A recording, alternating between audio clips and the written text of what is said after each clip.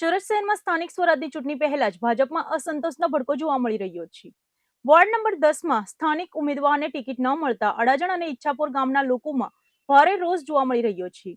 પરિસ્થિતિ એટલી તંગ બની હતી કે ધારાસભ્ય પૂર્ણેશ મોદીએ પોતે કાર્યકર્તાઓ અને સ્થાનિકોને શાંત પાડવા મેદાનમાં ઉતરવું પડ્યું હતું। સુરત મહાનગરપાલિકાની ચૂંટણીમાં ટિકિટ ફાળવણી બાદ વોર્ડ નંબર 10માં ભડકો થયો છે। અડાજણ ગામ અને ઈચ્છાપુર ગામના સેંકડો સ્થાનિક રહીશો અને ભાજપના કાર્યકર્તાઓ આજે મોટી સંખ્યામાં વોર્ડ નંબર 10ના મધ્યસ્થ કાર્યાલય પર ઉમટી પડ્યા હતા। વિરોધ કરી રહેલા લોકોનો આક્ષેપ છે કે પક્ષ દ્વારા સ્થાનિક અને સક્રિય ઉમેદવારની અવગણના કરવામાં આવી રહી છે। મામલો બિચકાતા ધારાસભ્ય પૂર્ણેશ મોદી તાત્કાલિક મધ્યસ્થ કાર્યાલય પહોંચ્યા હતા અને નારાજ કાર્યકર્તાઓ સાથે બેઠક કરીને તેમને સમજાવવાના પ્રયાસો હાથ ધર્યા હતા। જોકે સ્થાનિકો અત્યારે લડી લેવાના મૂડમાં હોય તેવું લાગી રહ્યું છે। રોષે ભરાયેલા ગ્રામજનોએ ચીમકી ઉચ્ચારી છે કે જો સ્થાનિક નેતાને ટિકિટ આપવામાં નહીં આવે તો તેઓ આગામી ચૂંટણીમાં મતદાનનો બહિષ્કાર કરશે। ચૂંટણીના ગણતરીના દિવસો બાકી છે ત્યારે ભાજપ માટે આ આંતરિક વિરોધ માથાનો દુખાવો બની શકે છે।